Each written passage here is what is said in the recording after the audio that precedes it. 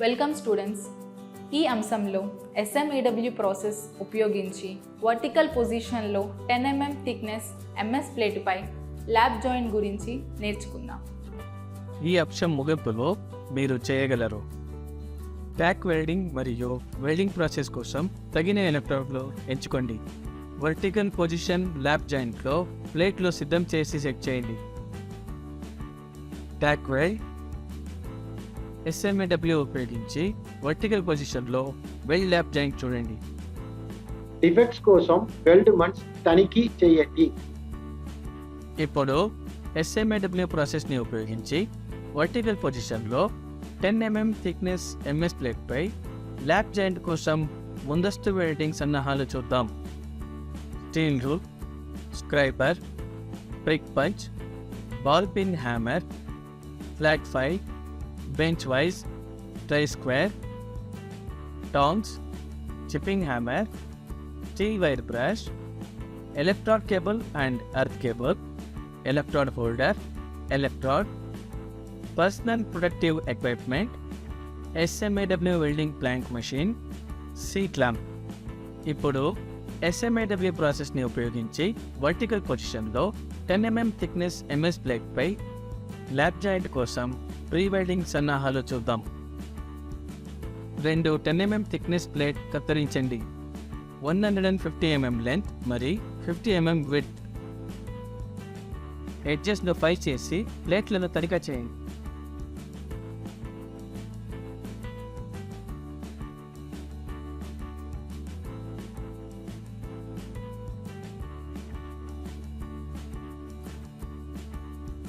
వాటిని ల్యాప్ జాయింట్కి మరియు ట్యాక్ వెల్డ్కి సెట్ చేయండి.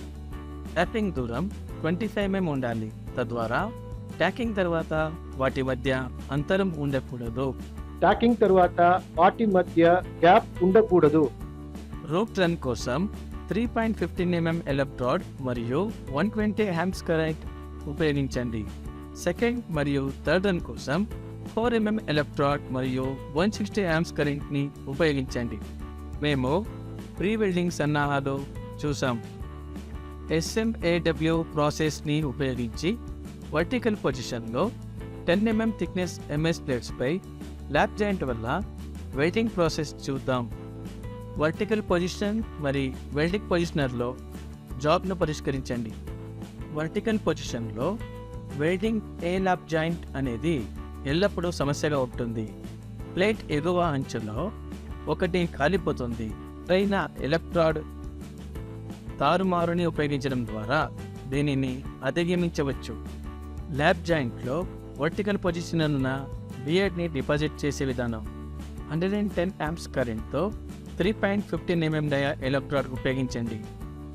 వెల్డ్ మెటల్ కుంగిపోకుండా ఉండడానికి విప్పింగ్ మోషన్తో రూటర్ని డిపాజిట్ చేయడానికి షార్ట్ ఆర్క్ని ఉపయోగించండి.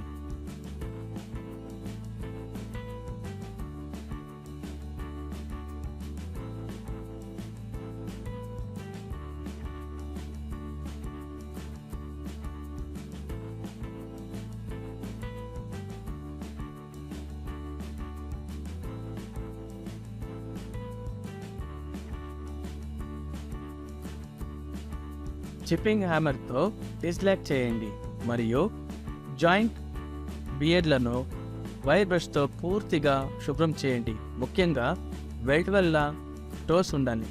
మీడియం కోటెడ్ MS ఎలక్ట్రాడ్ మరియు 150 mm నుండి 160 amps కరెంట్ని సెట్ చేయండి.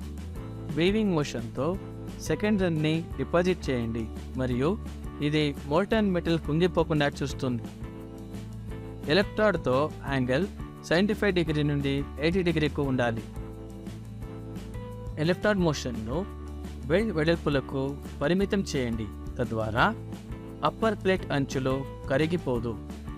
వీవింగ్ మోషన్ మరియు అప్పర్ డైరెక్షన్ ఆర్క్ వల్ల కదలిక యూనిఫామ్. మంచి ప్రదర్శనతో యూనిఫామ్ బియర్డ్ పొందడం కోసం రన్నింగ్ రేటు సమానంగా ఉండాలి. సరైన బియర్డ్ ప్రొఫైల్తో ఫిలెట్ సైజు పొందినట్లు నిర్ధారించుకోండి.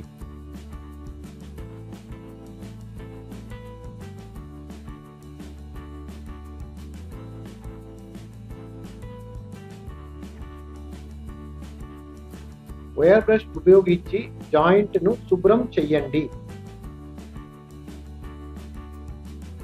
క్రేటర్ నింపిన తర్వాత వర్టికల్ పొజిషన్ నుండి జాబ్ని తీసేయండి.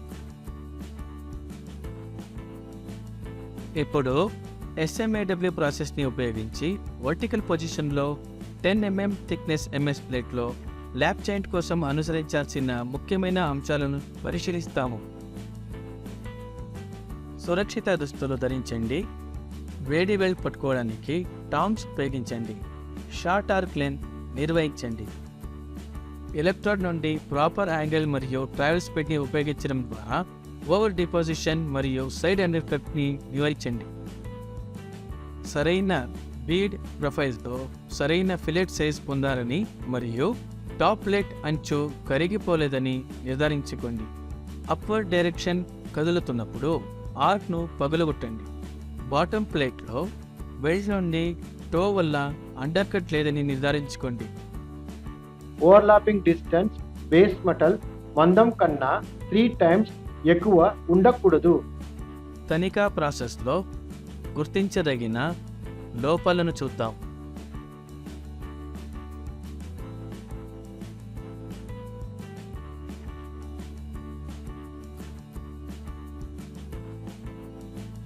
Solid inclusion,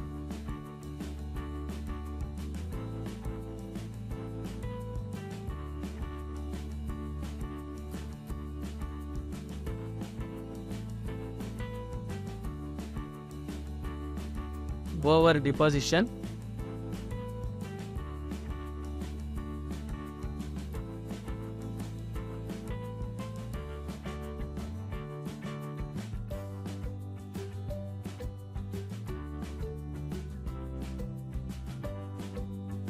undercut,